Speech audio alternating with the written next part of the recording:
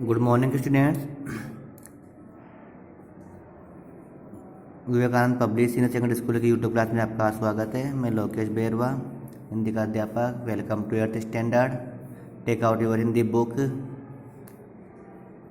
Chapter आपका 17 बाज और सांप। ठीक है ना। अब अपन ने उससे पहले चैप्टर नंबर 13 रीड किया था, जहाँ पहिया है। उसके बाद में करेंगे अपन चैप्टर नंबर 17 बाज और सांप। ठीक है। अब आप सब कहोगे कि सर 15, 16 वाला 14, 15, 16 तो आपने करवाया ही नहीं है। अब 15, 16 वाला चैप्टर कौन कौन से आपके? अकबरी लोटा है, सूरदास के पद है ना।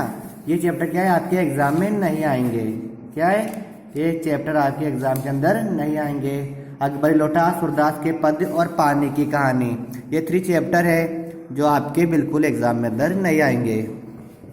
अब ये नहीं होना चाहिए सर आपने 3 चैप्टर थे क्यों नहीं पढ़ाई, हमें तो पढ़ाइए। जब क्यों आपके आएंगे तो पढ़ाने का मतलब भी नहीं होता है उनको। ठीक है। अब आ जाए बाज और सांप चैप्टर 17। अब देखना चैप्टर रीड कर रहे हैं अपन, तो ध्यान से देख रहे हैं सर। समुद्र के किनारे ऊंचे पर्वत की अंधेरी गुफा में एक सांप रहता था। समुद्र की तूफानी लहरें धूप में चमकती झिलमिलाती और दिन भर पर्वत की चट्टानों से टकराती रहती थी। पर्वत की अंधेरी घाटियों में एक नदी भी बहती थी। अपने रास्ते पर बिखरे पत्थरों को तोड़ती, शोर मचाती हुई यह नदी बड़े जोर से समुद्र की ओर लपकती जाती थी। जिस जगह पर नदी और समुद्र का मिलाप होता था वहाँ लहरें दूध के झाग सी सफ़ेद दिखाई देती थी। अब पता है आप सबको, जब नदी बहेगी तो पानी का बहाव तेज होता है। जब पानी का बहाव तेज होता है तो पानी पानी से टकराता है ना, वहाँ पर क्या होते हैं? झाग उत्पन्न होते हैं। और वो झाग कैसे लगते हैं? दूध की तरह दिखाई देते हैं। नेक्स्ट है आप इसकी व्याख्या देखना है आपको। समुद्र के तट से सटा हुआ एक ऊंचा पर्वत था। उसमें एक अंधकार से पूर्ण गुफा थी। उस गुफा में एक सांप रहता था। समुद्र की तेजी से उठती लहरें धूप में चमका करती थी। उनकी झिलमिलाहट ध्यान आकर्षित करती थी। वे लहरें सारे दिन पर्वत की चट्टानों से टकराती रहती थी। उस पर्वत की अंधेरे से भरी घाटी में होकर एक नदी बहती थी। उस नदी का बहाव बड़ा तीव्र और प्रबल था।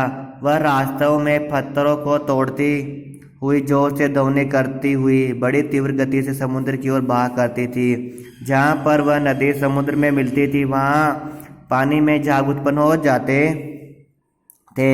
सूर्य के प्रकाश में वे झाग दूध के सफ़ेद झागों की तरह दिखाई दिया करते थे।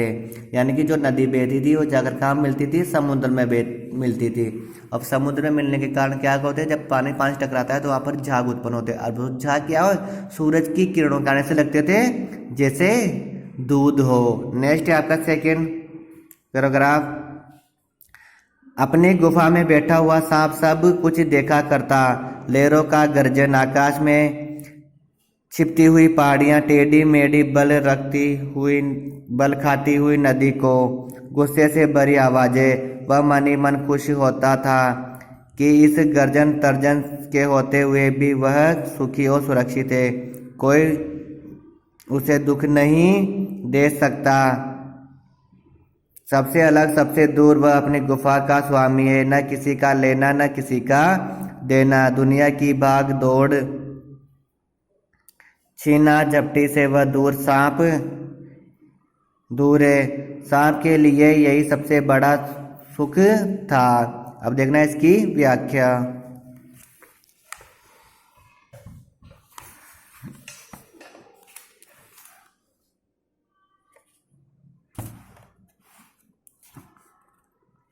समुद्र तट पर स्थित पर्वत की गुफा में रहने वाला सांप नीचे होने वाली प्राकृतिक हलचलों को देखा करता था। वह नीचे समुद्र की लहरों का गर्जन सुनता था। दूर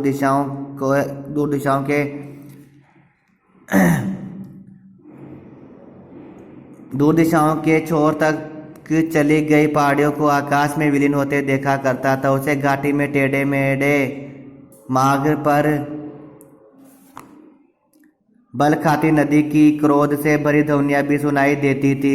सांप अपने मन में यह सोच कर प्रसन्न हुआ करता था कि समुद्र और नदी के डरावने गर्जन के होते हुए भी वह पूरी तरह सुरक्षित थे। उसे विश्वास था कि उस गुफा में रहते हुए उसे कोई कष्ट नहीं पहुंचा सकता। उसे इस बात पर बड़ा गर्व अनुभव होता था कि वह सबसे अलग था, सबसे दूर भी था और अपनी गुफा का मालिक भी था। वह हर प्रकार के झंझट से दूर था। संसार में बलवान दुर्बलों से अपनी प्रिय वस्तु छीन लेते हैं, है ना, और लोग सुखी बने रहने के लिए भागदौड़ किया करते हैं। सांप इन सारी समस्याओं से दिन रात बचा रहता था। सुरक्षित और निश्चित बने रहना इस सांप के लिए जीवन का सबसे बड़ा सुख था। थर्ड पैराग्राफ अपन नेक्स्ट वीडियो में रीड करेंगे। Okay bye, thank you all of you.